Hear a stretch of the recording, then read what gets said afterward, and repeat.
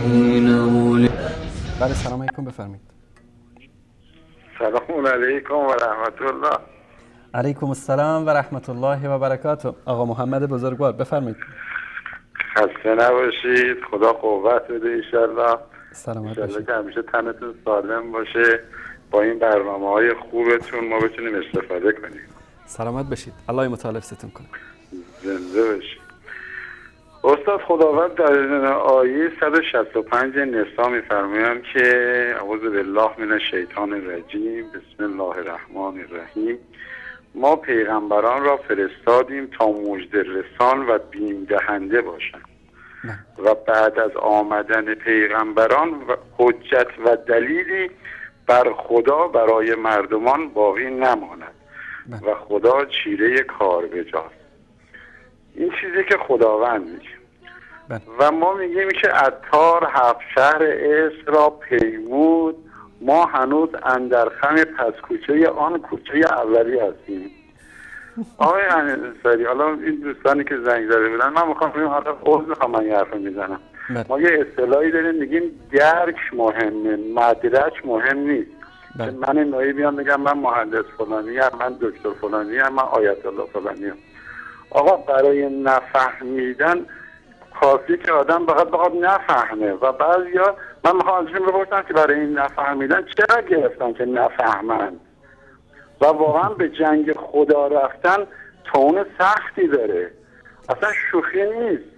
شما نگاه کنید ببینید، مثلا میگم امروز میاد الان این دوست ما حمید آقا که زنگ زده بود میگفت آقا شیعه های اون موقع اونا شیعه نبودن، نداداش من اونا هم شیعه بودن. امروز هم ما شیعه هامون فکر نکن بهتر از اونن. این شما هم شیعه هایی که امروز، البته نه من به خوبا توهین نمی کنم، ما به همون کسایی توهین کنم که مدعی هن. آخه میگن این بنده خدا تو قضیه عاشورا بود، یه دفعه اومد یه ذره جو گرفتش، گفت آره من اگه زمان امام حسین بودم صحرای کربلا علم میکردم، دل میکردم، میرفتم دفاع میکردم، میکشتم، میکردم. شب در خواب میبینه که صحرای کربلاست، امام حسین میگه آقا نوبت توی تشریف ببر تو میدون جنگ. میگه یا امام حسین قربونت برم من شوخی کردم، تو چرا جدی گرفتی؟ حالا صحبت سر اینه که ما باید به قول گفتنی مرد عمل باشیم نه مرد حرف. آیا امام حسین پیرو چی بود؟ خودش هم پیرو سنت پیغمبر بود و سلام. اینا کسانی بودن که به ما خواستن درس زندگی رو بدن. حالا ما امروز میان همه رو مقصر میکنیم الا اون کسی که مقصره. میگم بنده خدا خیلی عذر میخوام، من سرتون درد میارم. میگم بنده خدا خرش تو طویله بود، خرد شب دزد اومد دزدید بود. آقا فردا روز مردم جمع شدن طرف صاحب نشنفتن چی شده، گفت چی خرم بولا. آقا هر کی یک چیزی گفت، یکی گفت تقصیر خودته که در طویله رو باز گذاشتی، یکی گفت دیوار کوتاه بوده خریده پریده بالا رفته، یکی گفت هر کی یک چیزی گفت آقا مسکن قضیه تنها کسی که مقصر نیست دزده است، همه مقصرن غیر از دزده هم مقصر نیست. حالا یه جوری شده های سری صحبت سر اینه که ما باید یه ذره این عقلامون رو به کار بندازیم، این عقل از این آکبندی در بیاریم. همه عقلامون رو بردیم گوشیم تو گاف صندوق، درم قفل کردیم، میخوام کی استفاده کنیم معلوم نیست.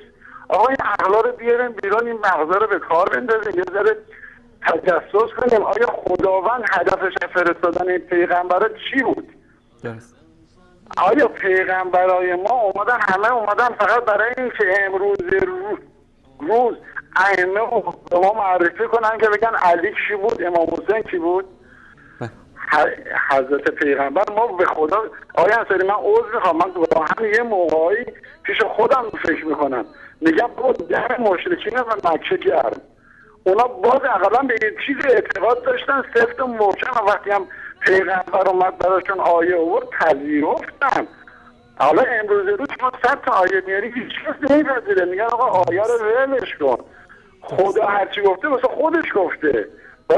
ما تو یه خط دیگه هستیم، یعنی واقعا با خدا نعوذ بالله گیر میدن پیغمبر فلان که چرا. یه مقدار بترسیم فردای قیامت. آیا انصاری همین آقایونی که امروز زنگ میزنن وقت برنامه رو میگیرن، فقط من دو کلام بهشون بگم. این شبکه جهانیه، یعنی من بیننده‌ای که پایین تلویزیون نشستم درس یاد بگیرم. اون کسی که زنگ میزنه وقت برنامه رو میگیره باید اینو بدونه، این حق الناسه. یعنی فردای قیامت خداوند میگه من از حق خودم میگذرم ولی از حق الناس نمیگذرم. پس باید طرف متوجه باشه اگر یه بحث علمی میخواد بکنه که دو نفر دو چیز یاد بگیرن واقعا دستش درد نکنه، اما اونی که وقت برنامه رو بگیره و هی تو حاشیه میره، هرچی هم آیه میره آیه رو هم رد میکنه، اون دیگه باید بدونه فردای قیامت خدا شوخی با هیچ کس نداره. قاضی اللهه، یعنی کسیه که از اعمال ما خبر داره، شوخی هم با هیچ کس نداره. وقتی میگه فمن مثقال از ذره، یعنی یه سر سوزن اونجا مور عباس میکشن. فقط باید حواسمون جمع باشه، از این برنامه ها استفاده کنیم، بحث علمی یاد بگیریم، بحث شیعه و سنی نیست، همه بحث حق و الله. فقط بریم راه رسیدن به خدا چه راهیه، انشاءالله اون راه رو بریم. آقای انصاری سلامتون رو درد بردم، خیلی استفاده کردم. التماس دعا. الله مطالب ستون کنه. خدا نگهدار شما. تشکر از شما.